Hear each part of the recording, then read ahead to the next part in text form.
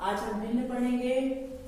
तो भिन्न को आप सभी जानते हैं कि भिन्न को इस रूप में लिखते हैं, इसी को हम P/Q का फॉर्म भी बोलते हैं, लेकिन ये बाद में परिमेय संख्या के रूप में लिखा जाता है। इसको परिमेय संख्या से डिनोट किया जाता है, परिमेय संख्या के रूप में। लेकिन अभी हम परिमेय संख्या नहीं पढ़ेंगे, अभी हम सिर्फ पढ़ेंगे भिन्न। ठीक है, तो भिन्न को आप लोग अक्सर देखे होंगे। इसको या तो लिखा जाता है इस रूप में 2/7 या फिर 1/4 या फिर 3/2 या 4/6, ऐसा अक्सर लिखा जाता है। आप लोग देखे हैं कि भिन्न को इसी रूप में लिखा जाता है। अब हम देखते हैं कि वास्तव में ये भिन्न की गुण क्या होते हैं। आप सब भी अपने अपने हिसाब से लिख सकते हो कि भिन्न, और इससे आगे भी आप लोग लिख सकते हो 5/6, 8/4, ऐसा लिख सकते हो। लेकिन अभी ये देखते हैं, क्योंकि हमारा जो गणित है वो पूरी तरह से चिन्हों से हम दिखाते हैं, तो कई बार बच्चे ये नहीं समझ पाते कि बीच में दो संख्याओं के बीच में खींची हुई जो लकीर है वो क्यों लिखी जाती है। इसको बच्चे लिखते ही नहीं है। इसीलिए मैं आप लोगों को यहाँ बताना चाहूंगी कि हम इसको पढ़ते कैसे हैं। इसको हम पढ़ते हैं 2/7। इसको हम कैसे पढ़ते हैं 2/7। इसको हम पढ़ते हैं 2/7। इसको हम पढ़ते हैं 1/4। अब बटे का मतलब क्या हुआ? बटे का मतलब हुआ बांटना। ठीक है, चलो मैं आपको एक एग्जाम्पल के द्वारा समझा रही हूँ।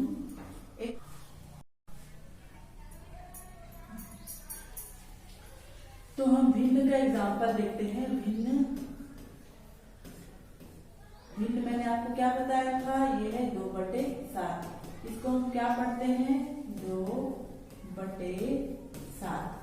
तो अभी मैं आपको इसका एक एग्जाम्पल बताने वाली थी कि जैसे आप देखो, ये हमारे पास है एक रोटी। मैंने कहा एक रोटी, ठीक है। कितनी रोटियां हैं हमारे पास? एक रोटी है। अब हमसे कहा जाता है कि इसको आप बांटो। अब ये आपके हिसाब से है कि आप इसको कितने भी हिस्सों में बांट सकते हो। इसको मैं 4 हिस्सों में बांट दूं, ठीक है। ये 1 है मेरे पास, इसको मैंने बांट दिया तो ये 2 हो गए, 1 और 2। अब मैं इसको, क्योंकि मैंने 4 कहा था, तो अब इसको हम 4 हिस्सों में बांट देते हैं। ये हो गया 1, 2, 3 और 4। अब हमने इसको, एक रोटी को हमने कितने हिस्सों में बांट दिया है? 4 हिस्सों में। तो इसी को हम लिख सकते हैं, क्या लिख सकते हैं? 1/4। तो ये जो चिन्ह है, जो लकीर हम खींचते हैं दो संख्याओं के बीच में, इसका बहुत महत्व है। इसी को हम कहते हैं बटे।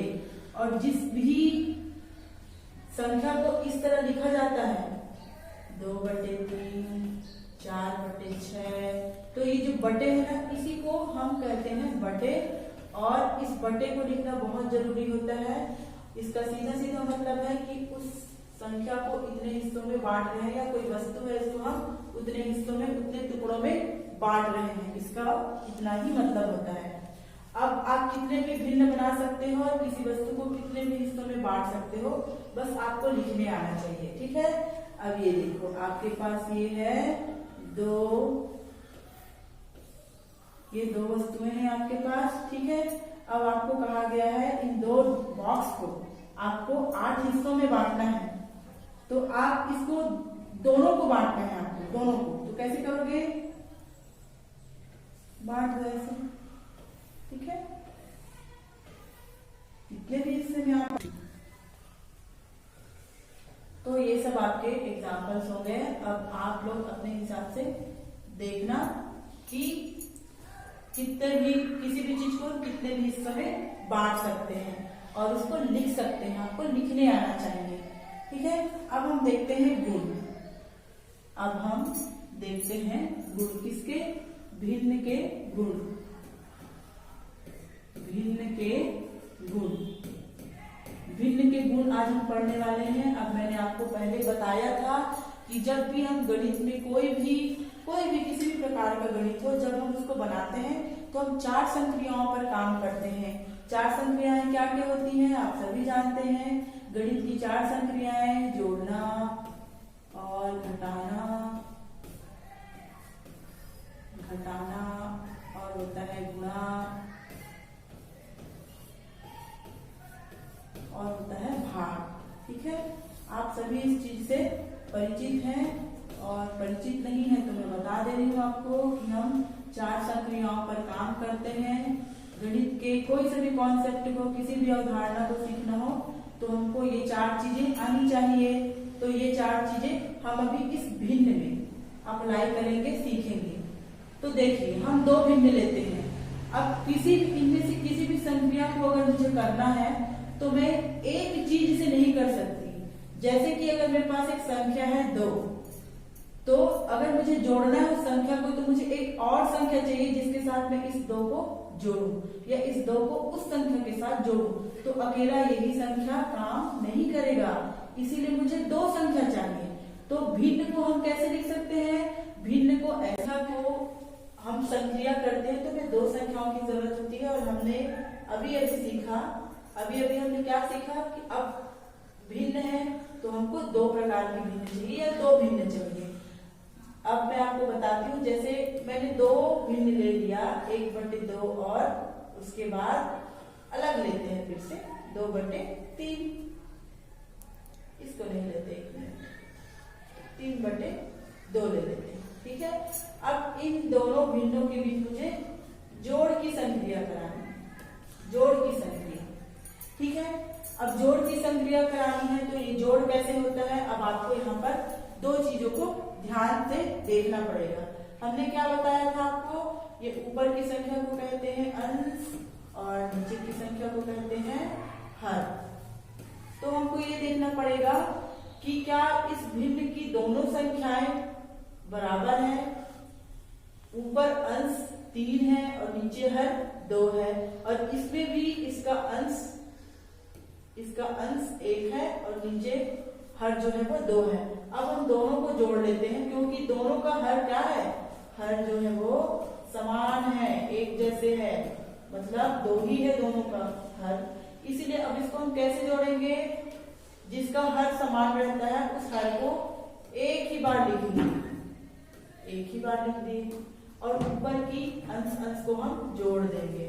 तो ये हो गया क्या? 3 और 1 4 और 4/2। अब बटे मतलब बांटना और बांटना मतलब भाग। तो इस 2 से इस 4 को आप भाग कर दीजिए, भाग कर दीजिए। देखिए कैसे भाग जाता है, आप सबको भाग मालूम है। 2 के पहाड़ा को ऐसे पढ़ना है कि 4 से ज्यादा नहीं हो, तो आप सबको मालूम है पहाड़े कैसे पढ़ते हैं। तो ये 2 बार जाएगा, हम इसको घटाएंगे और ये यहाँ पे कट जाएगा, 0 भी लिख सकते हैं। ठीक है, तो इस प्रकार से आपका उत्तर आपको क्या मिल गया? 2 मिल गया। मेरे ख्याल से आप सब समझ गए होंगे कि भिन्न में जोड़ की संक्रिया कैसे करते हैं। तो आप सबको होमवर्क के रूप में मैं आपको कुछ क्वेश्चन देना चाहूंगी कि आप घर में करके लाएंगे।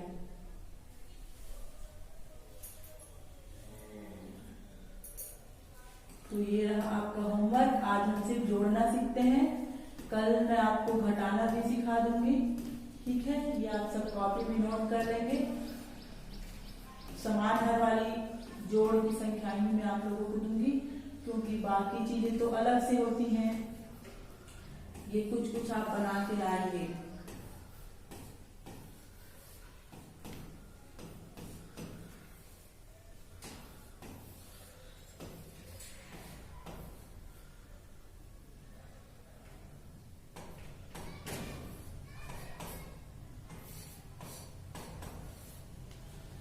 जरूरी नहीं कि सभी भाग चले जाए, लेकिन आप कोशिश करके देख सकते हैं कि भाग कैसे जाता है।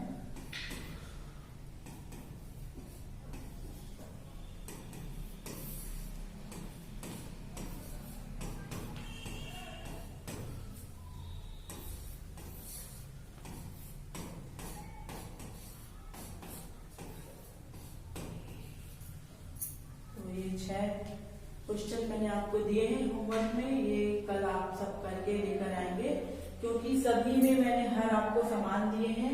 इसमें भी हर 4 है, इसमें भी 4 है, 8-8 का, 5-5 का। तो आपको हर को एक ही बार लिखना है। बाकी ऊपर की दोनों संख्याएं जो अंश है दोनों में जुड़ जाएंगी। ये कब होगा? जब आपका हर समान है तब होगा। और जब हर समान नहीं रहते हैं, मतलब कि अगर यहाँ इस भिन्न का हर जो है 4 है और इस भिन्न का हर जो है कुछ और है, यानी कि इसके हर क्या हो गए? असमान हो गए। तब हम इस सवाल को कैसे जोड़ते हैं, इस भिन्न को कैसे जोड़ते हैं, ये आपको अगली कक्षाओं में बताऊंगी। तो आप जान रहे हैं कि अभी मैंने आपको समान हर वाली संख्याओं को दिया है। तो मैं सोचती हूँ कि आप सब समझ जाएंगे। तो ये बनाकर कल आइएगा और कमेंट कीजिएगा।